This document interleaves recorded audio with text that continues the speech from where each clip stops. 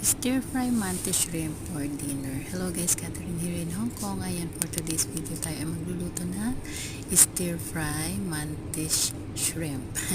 So, ginugol ko na yan guys para at least alam ko kung ano din ang tawag talaga dito. So, ito lang ang ating mga ingredients guys. Meron tayong ginger and garlic and coriander.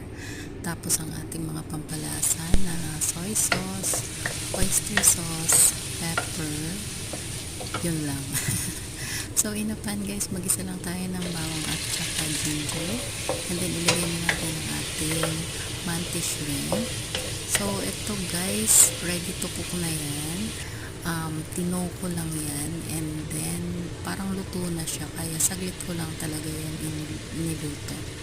So ayan guys, nilagyan ko lang yan ng asin, tapos konting sugar, and then pepper, soy sauce, and oyster sauce. Tapos ayan, mix ko lang yan guys, and then nilagay ko na ang ating coriander. And then after that guys, ayan, hinalo-halo ko na at ready na yan. Luto na yan. So saglit lang guys, dapat iluto dahil pagka overcook, dumidikit na yung laman niya dun sa shell.